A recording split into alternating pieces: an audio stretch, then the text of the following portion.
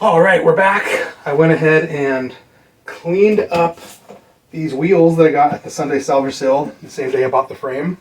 These gloss black hubs look good. The wheels came out round and true. The front was a little iffy, but like every other spoke on one side had really low or really high tension on the front.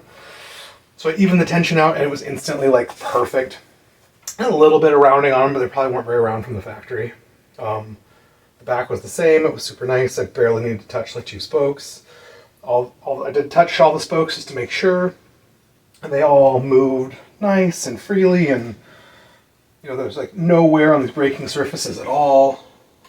Like, I did not go ahead and sneak and grease these hubs yet. I really need to, but I figure I'll do some fun stuff before we get to that.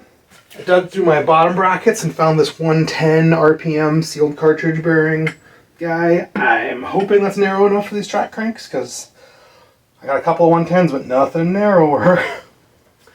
I also have the gloss black stem I've been wanting to use for a while, and I found a chromo nitto bar that's normal.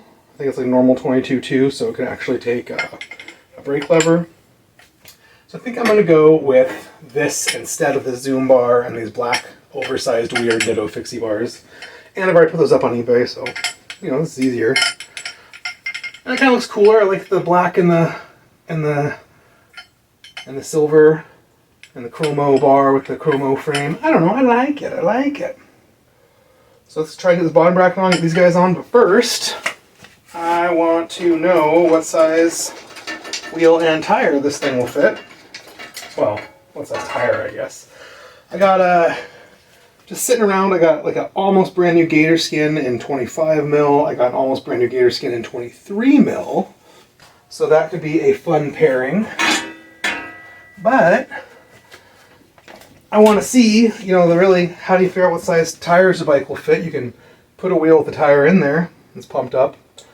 Check it out, measure it, guesstimate. You can put the size tire you want on your wheel and try and stuff it in there and hope it stuffs in there's clearance. Or we can have a party. That's what I usually want to do. Of course I should have found it first. Here we go. My sick dummy axle. My sick dummy axle. So this is just the rear axle out of an old hub. Thread axle. It's got the cones and the lock nuts. And I'm just going to thread it down to 120 millimeter spacing. I do not have any 120 millimeter real frame builder dummy axles, I don't think. Oops, way too far. Put it right about in the middle. And I got my Han Rassman tire checker, which I show off all the time. He's out of stock on them right now, so keep an eye out, man, because it's a good tool. This hook hooks over the dummy axle. 700, 650B, 26, different widths of tires. This one's the 23. Just plop her on there. Plenty of clearance. Plenty of clearance. Could easily do a 25 back here. God, I wonder if I could do a 28. What's the next size on this wing nut thing? 34 is the next size. Not helpful for tight bikes. Whew. Fit 34 up here with 1 millimeter clearance to the brake bridge. Hey man, same down here, got about 1 millimeter clearance to the brake bridge, but I've still got like 2 millimeters on each side down there, so a 34 is no bueno. But God, I almost wonder if a 30 would fit. That seems crazy. By a 30, I mean a 32, or no, it's definitely too tight, but a 28? I have some nice black pan racers in 28. Before I get too ahead of myself, let's try this fork, which is probably insane. So this is a different dummy axle. It's the 100 mil one for the fronts. The stupid fork has stupid lawyer lips. Unscrew everything. Let's do a little front of view. It's narrow roadie fork. Let's try that 23 again.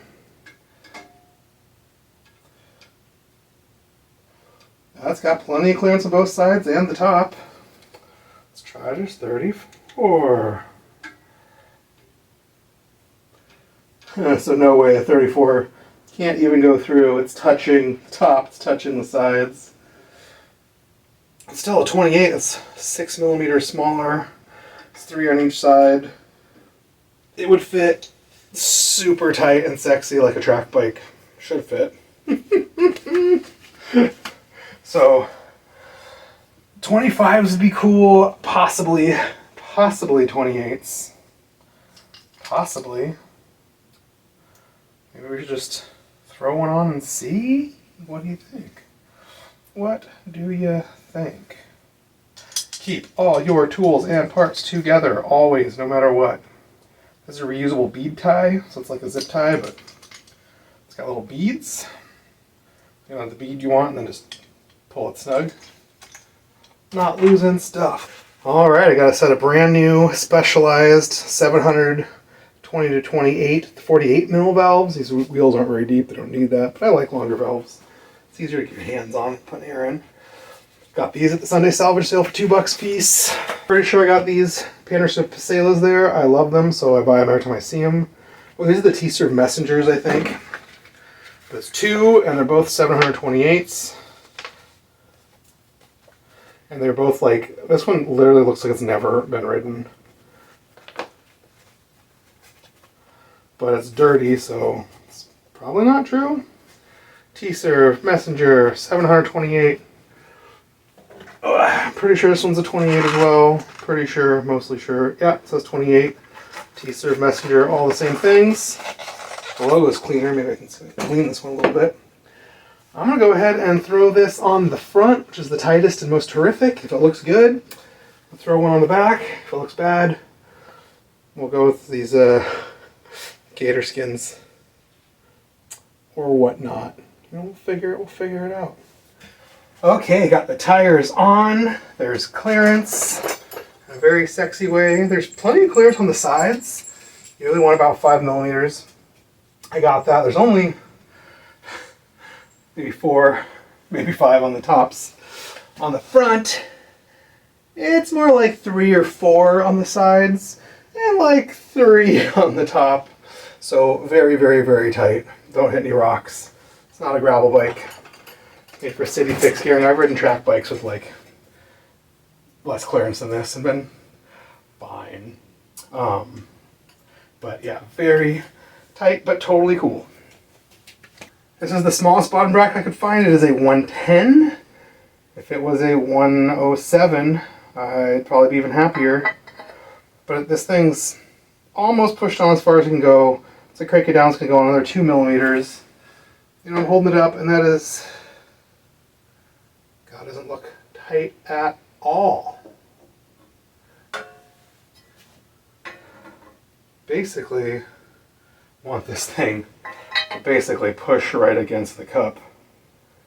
It'll be alright. Worst case, my chain line will be off by like 1 or 2 millimeters. It won't really be noticeable. Found a 19 tooth, 1/8 inch like Surly track cog and lock ring, so I popped those dudes on there. I still have not adjusted the hubs. I'm going to open them, wipe the stuff out, sneak and grease them before I bolt them on for reels. Haven't even looked to see if I have an 1/8 inch chain yet, but that's no big deal. I can grab one at the shop tomorrow if I don't have something I like. So let's install this bottom bracket, cranks, and then I'm going to do these hubs and bolt it down for reels. And then all it needs is the chain and the front brake hooked up. I guess in the saddle. No problemos, man. Alright, reloaded up my grease gun. Throwing some grease on these threads. Making sure everything's clean, doesn't have any junk on it that's going to cause any problems. Gently starting this non-drive cup. Really being careful. If it's not starting, go back a little bit. Keep trying to go until it catches the threads and threads it nice and even. Putting some grease on these threads as well. Oh yeah. Thread it in, have the grease mush in as it goes in. I like to get that cup in a little ways to make sure it's in, it's started. It helps as a guide for this side. You get this thing all the way in all crooked, which is easy to do with these tiny little threads. You'll really mangle your bike and cause problems. So this side should be righty-loosey. Let's sort of turn it to the right, sort of start first, and then try left. See if we catch the threads. No, it feels good. Sometimes it's really hard to catch this one because the bottom bracket's so heavy. So I have to like support it from the other side. Yeah, that is really loosey-goosey. Add a little more grease to these threads just to make sure. To get it a lot of the way in. Make sure this guy's still going in nice and smooth. Make sure it's not like crooked and binding up on itself. Because it should slide right over itself, this side cup, right over the steel cartridge bottom bracket. You don't want to tighten this side down until this side's all the way in and tight. Because this could actually get in there and stop this side from tightening up. So it'll seem like it's tight, but it's not. And then your bike falls apart while you're riding. This is just a bottom brackety tool on a big old ratchet. Get in there, all the way in, and then I want it tight, bro. I don't want it coming loose when you ride. When it's so tight, I feel like I might break the tool. All right. Flip it over and finish this other side. Pretty tight. There's always the great debate about whether you should put grease on your square tapers or not. Some people say yes, some people say no, some companies say yes. Shimano comes with a ton of grease on their stuff.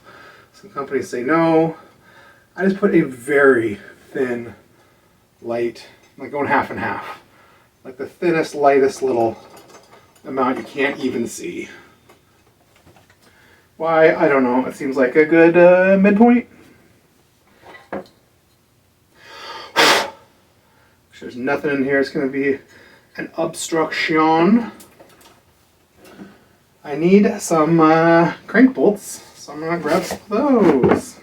I'm, half and half prepared on this build. I got some brand new 8mm crank bolts. Rubbed one in the grease, and I'm rubbing it onto the other one. Greasy, greasy, greasy.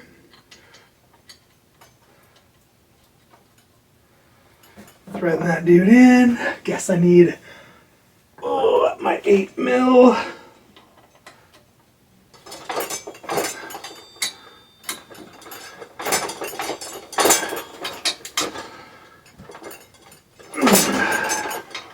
I'm trying to blow these cranks out, but I'm trying to press them on.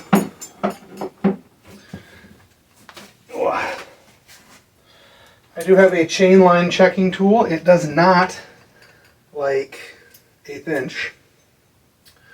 But I can see in here I got like 4 or 5 millimeters of clearance between the arm and the frame, which is what you normally want on road bikes, but on track bikes they want that shit tight, bro.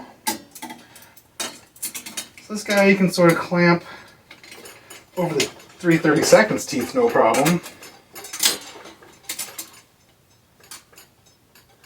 Have this chain line checker sort of shoot forward, and it's right next to the cog. So it's only a few millimeters off. Clamp it over the cog. Yeah, chain line would be perfect if it was that way, like 3 or 4 more millimeters. It's pretty close. I'm not going to care. If I had a narrower bottom bracket, I'd use it. If I wanted to be perfect or it makes noise, I might order a narrower bottom bracket. As I've showed in many, many videos, you can't trust narrower bottom brackets. A lot of them are only measuring the overall length, but not actually measuring the jut, which is just this drive side. So there's 3 different Shimano bottom brackets, like 110, 113, 107 or something on some of them, where the jut, this side's the same on every one. It's only the other side that moves out, which is frustrating because people are playing with bottom brackets trying to get chain line. They're only caring about your non-drive crank clearing your frame, so... So a narrower or wider bottom bracket isn't necessarily the solution to all your problems. It's all about the jut. I like how they bothered to put threaded bosses back here for racks and a back brake. They didn't bother to put water bottle bosses on. Like, what, a water bottle is going to make it look less like a track bike than a rack? I'm calling it a track trainer. It's very common back in the day they'd make track bikes for road racers to ride all winter. And usually have bottle cages and stuff because you're out on long training rides. And riding track bikes makes you strong and fast and way better than riding road bikes. Makes you get used to attacking hills and making sure you're up to speed and your cadence is good. Look at that. Oh, I guess I gotta figure out something for pedals on this too. I think I'm gonna go black platforms if I got any, with the black straps if I got any. Maybe also have some chrome track pedals and chrome track cages. That could look cool too. Still need to go to my storage unit and get another seat post. I have a zillion seats, so I'm sure I'll find something I like and it's cool. Alright, so bottom bracket is in. Need pedals, cages, and I still got to do these hubs, and I just don't want to, so put it off. It's one of the things I like about bikes is you can just sort of put, as long as you understand how to do it holistically, the order of operations only matters here and there. You can sort of go around and do what you want when you want. So whatever seems like the most fun or most appealing, I can go work on that, and then come back. Blah, blah. All right, I got the hubs. I just cracked them open, squirted some grease in, closed them again. Not very exciting. I'm gonna do the chain. I went and dug through my chains. I got a brand new SRAM PC1 nickel, so it's chrome. It's real bright, so it's pretty cool. I mean, a little part of me wanted a black one pretty bad, but I don't want to go pay for one or track one down. So I'm not gonna. Ooh. This is a track bike with a quick link. That is not something I'm gonna do. I'm sure people do it. I'm sure they say it's fine. I am definitely not going to. Ooh, I'm sure I have done it. Chrome. So basically I have the front or the back tire about as far forward as it's going to go, as it can go. We'll pick a nice link to break this chain so we can slide it back some. So right here, it's almost lined up perfectly. I could pick that length, but then it's only going to slide back like 1 millimeter, and that's cray. I need more. Come off it. Just a little tension on these nuts. The wheel's not sliding forward, but it will slide back and do what I want when I want. That's what we need. That's our clearance. And I just bumped it forward. Okay.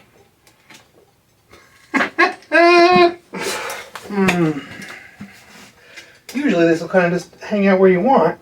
Alright, just finger tighten them a little bit. Yeah, that's absolutely as close as I've ever wanted, ever. So I gotta add like basically a half a link in here. It's gonna come back quite a bit. That's alright.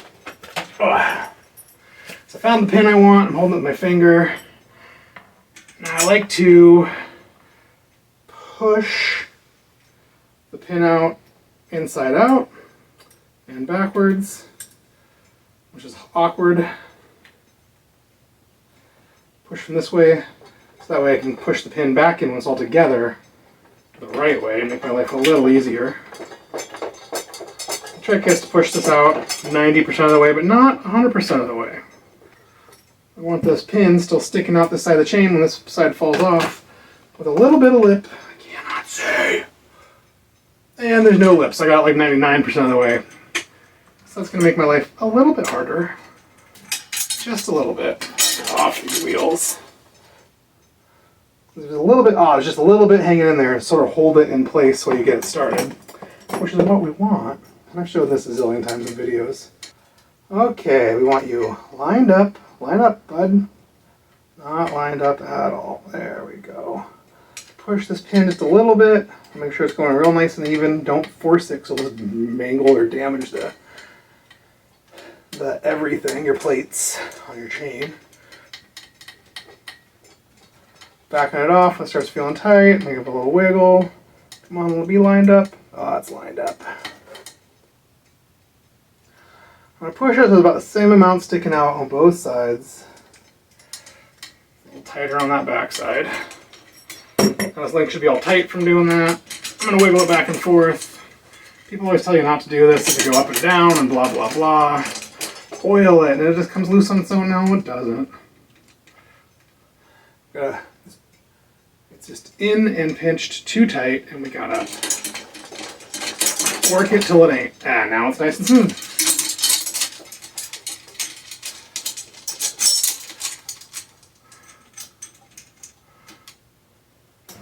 Beautiful.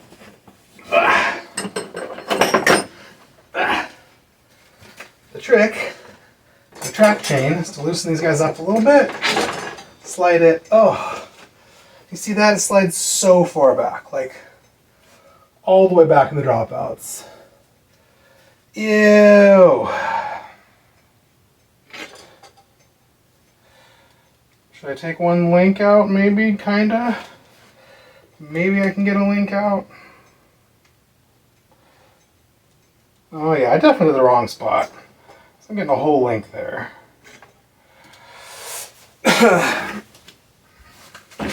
Let's do that all over again.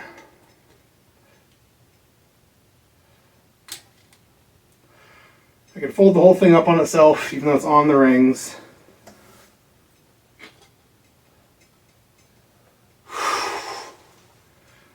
It's real tight. It's like slightly too tight or all the way back. They do make a thing called a half link, where it's like one side's an inner plate and one side's an outer plate. I don't have any of those. They're weird. They make whole half link chains, which are cool but really expensive. Should have marked that pin. So I can just do it from the same one again, but it also doesn't matter at all because I did a good job and everything's cool. But let's try that again, because watch, it's going to be too short and I'll have to do this a third time. Lol. Get out of there. Bro, get out of there. Nathan's chains are not very flexible.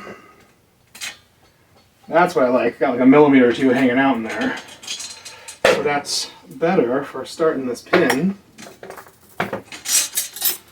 Now let's take one link out of here. So shorten this chain by one link, and one link is an inner plate and an outer plate. I don't think that's true. That's what somebody told me. I think if you actually count these chains, like 116 links, they're counting each inner and each outer as its own separate link.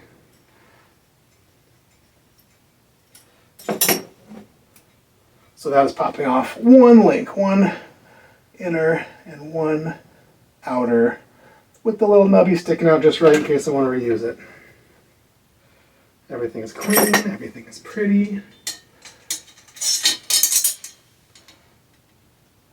Got lots sticking out, so I'm going to really clip this bad boy on there. Get clippies. Now this chain is going to be so sexy tight. The front is sexy tight, so the back can be sexy tight.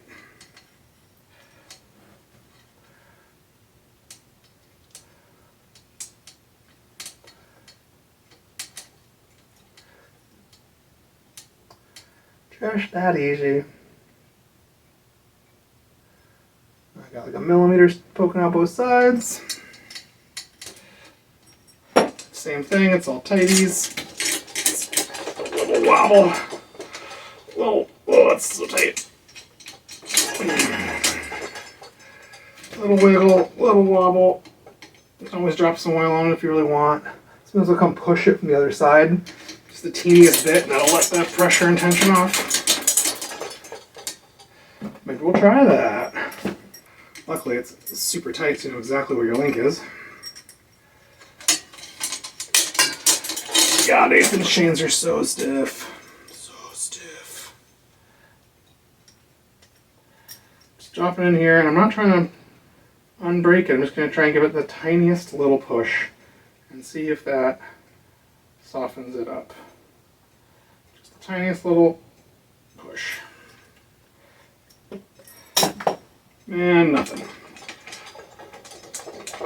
And now it's gone. Still looks good on both sides. No damage. Pin sticking out. Everything's cool. It's the toughest one I've ever done. That loves to either be way too easy on camera, I want to show the trick off, or way too hard on camera when I want to look cool, and I clearly don't because it's hard to mess it up.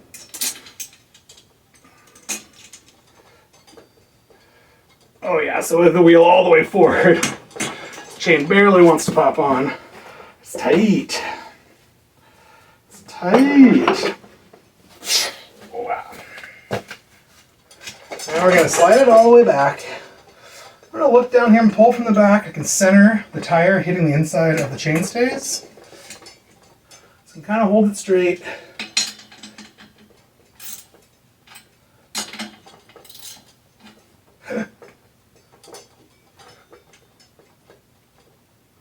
Usually I do this side first,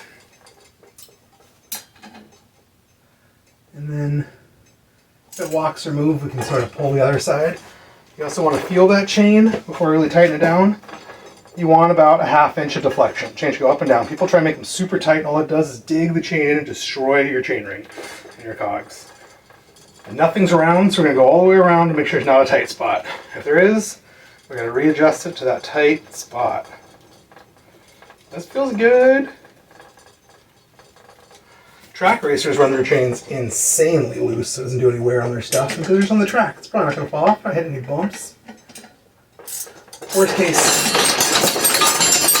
on the road you might hit a big bump and drop your chain if it's too loose. And you just put it back on, tighten it up a little bit. On a brakeless fixture you'll die, so like guys, the brakeless fixtures like to ride them a little tighter. But you always do the kid method where you put your heel back, stick your heel against the tire, slow yourself down, brake that way. I've known a lot of bums who do that, a lot of broke kids who do that. I've done it, it's dumb, just learn how to fix your brake.